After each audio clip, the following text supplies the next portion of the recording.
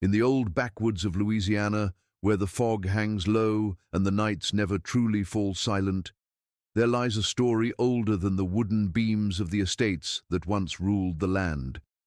A story locals refused to write down because they believed the legend itself could hear anyone who dared speak it. They say that in 1849, a young girl, bound in heavy iron chains, was kept hidden deep beneath a decaying manor.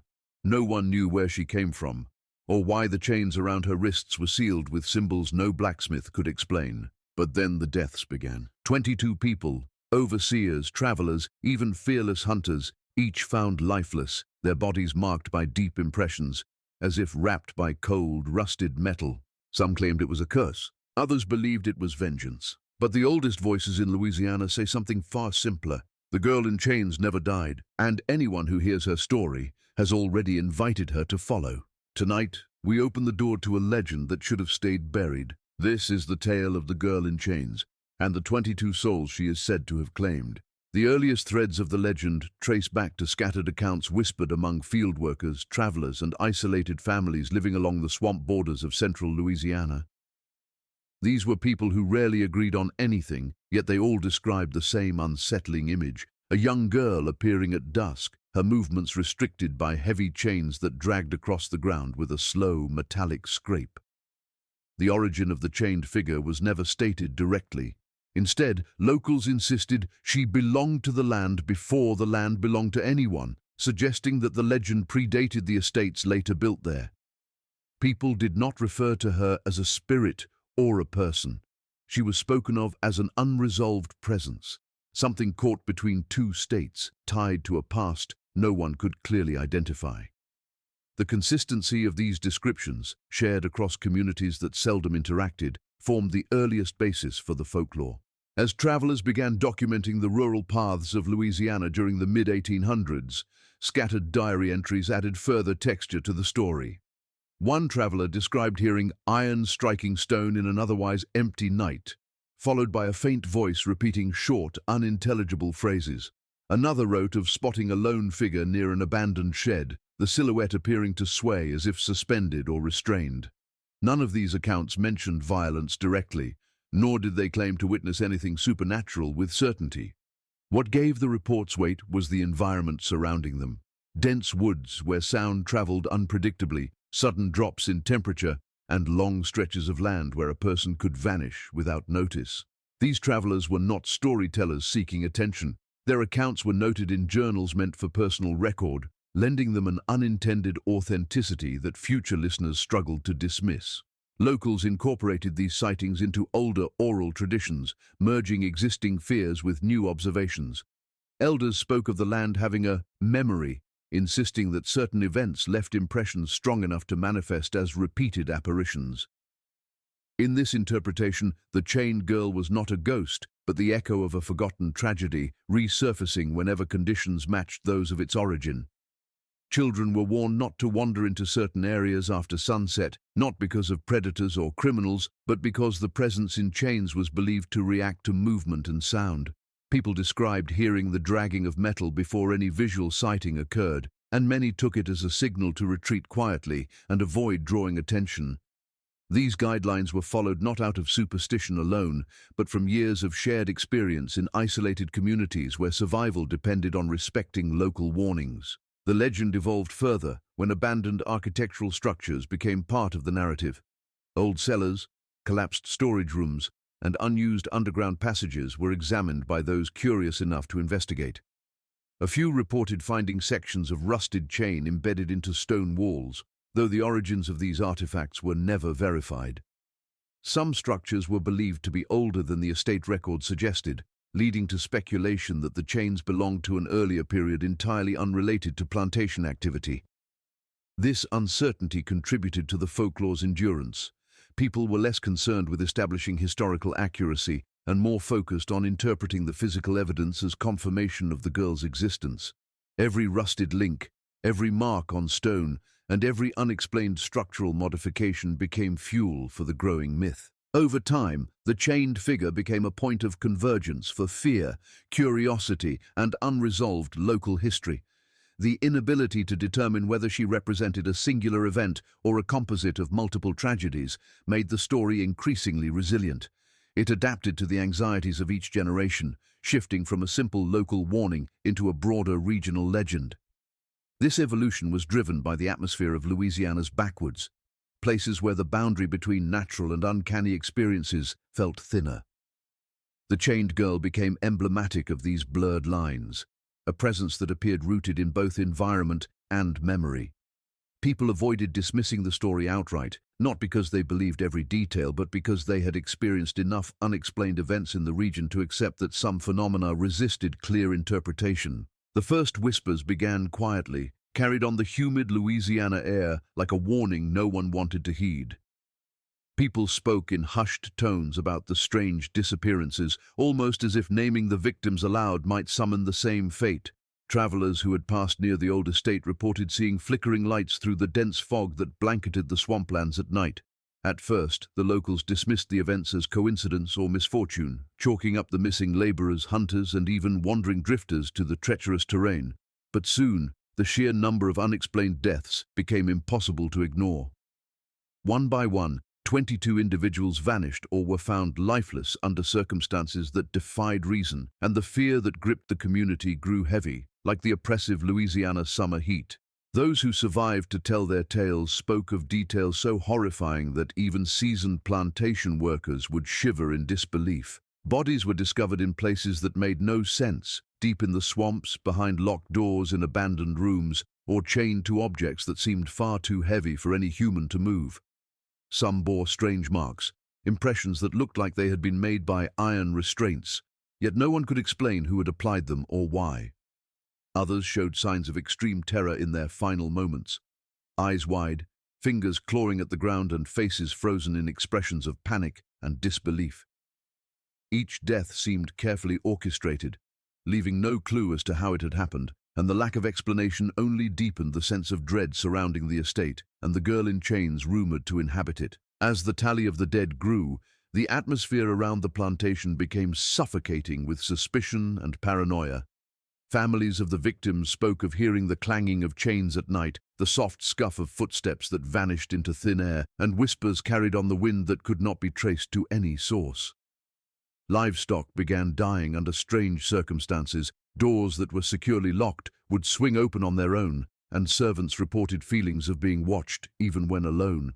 Each new death added another layer to the horror, making it clear that whatever force claimed these lives was both deliberate and intelligent, leaving no chance for escape. The community began avoiding the roads near the estate after sunset, and no one dared approach the property alone, fearing they would be the next to join the list of missing or dead. Investigators who attempted to uncover the truth were met with frustration and unease. Records of the deaths, when they existed, offered no answers. Local doctors described symptoms that did not match any known illness or injury, and law enforcement found no evidence of foul play by human hands. Those few who ventured into the property reported a palpable presence, a coldness that seemed to seep into their very bones, and shadows that moved against the natural flow of light. Stories circulated of footprints appearing in places where no person could have walked, and of doors that locked behind intruders, trapping them in darkness until they managed to escape. Each incident reinforced the growing belief that the deaths were not random, but the work of something beyond the realm of human comprehension. Over time, the pattern of unexplained deaths became a grim record whispered across the parishes of Louisiana.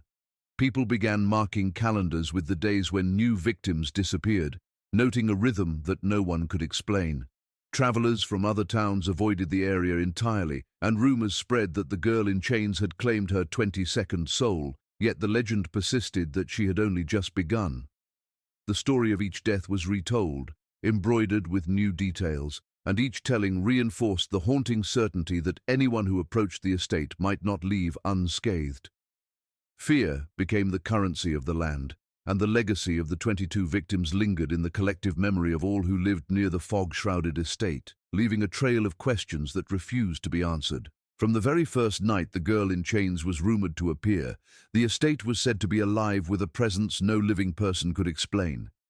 Shadows moved in ways that defied logic, stretching across walls and ceilings, disappearing into corners where no light should reach. The faint clinking of chains echoed through the halls long after any human had left, and it carried a rhythm, almost like a sinister heartbeat, that unsettled even the bravest souls.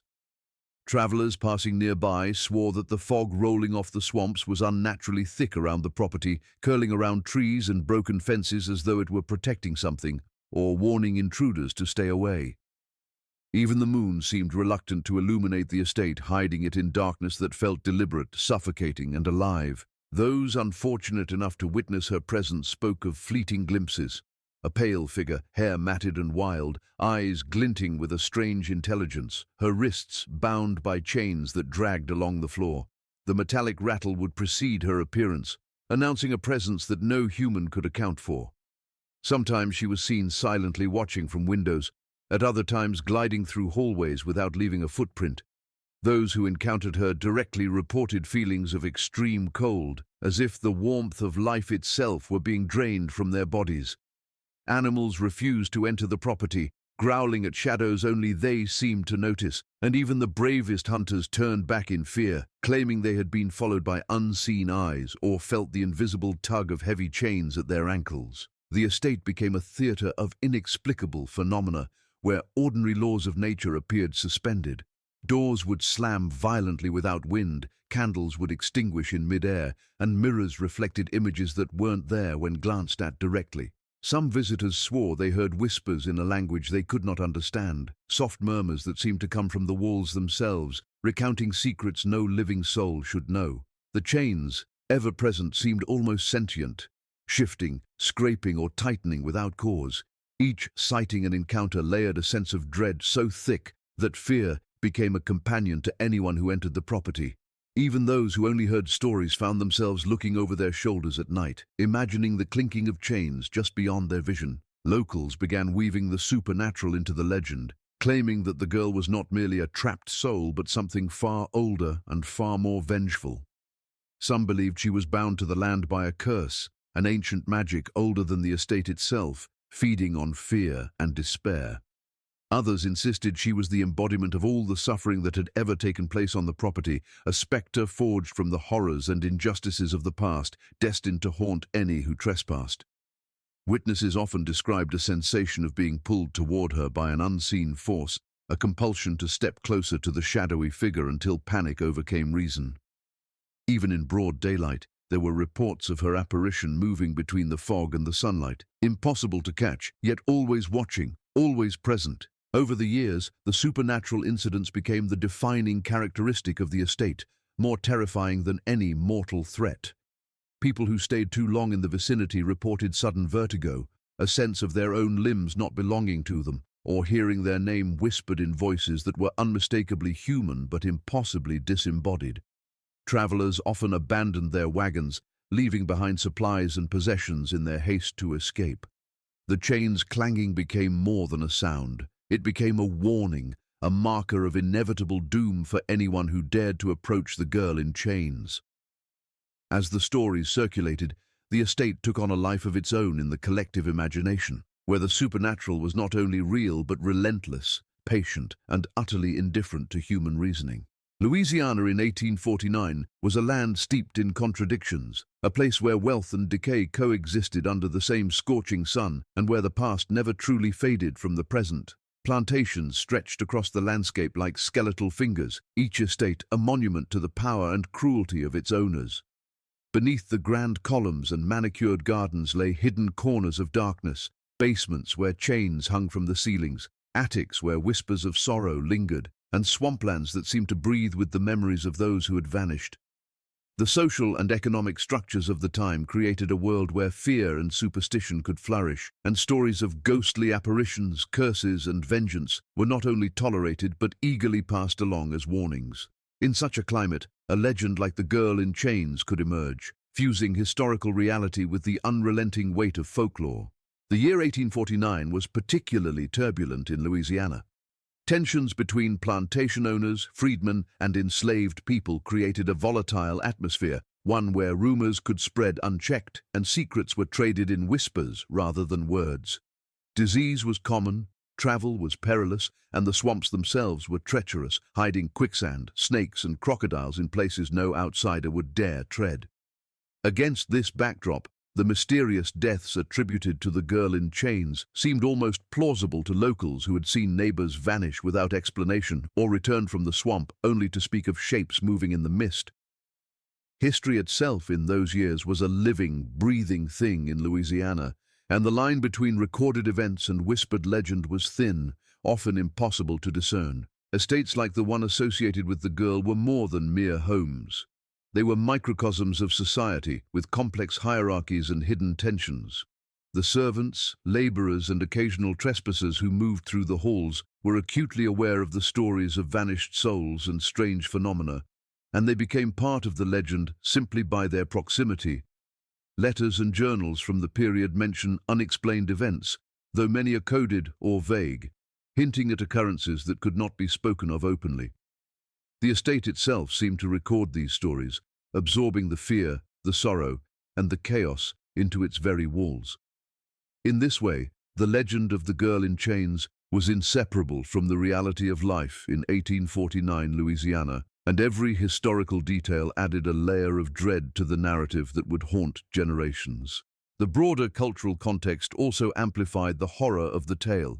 Folklore in Louisiana at the time was a tapestry of African, French, Spanish, and Native American influences, each culture contributing spirits, curses, and rituals to the collective imagination. In such a fertile environment for the supernatural, the story of the girl in chains gained weight and plausibility. Locals would speak of her alongside voodoo rites, swamp spirits, and haunted waterways, giving her actions and presence a resonance that reached beyond a single estate. To contemporaries, the line between reality and superstition was fragile. The girl's legend could be interpreted as a manifestation of the fears, injustices, and uncertainties of the time. Every unexplained death, every shadow in the corner, became historical proof to those who lived through it, further entwining history and horror. Even the landscape itself contributed to the historical layer of terror.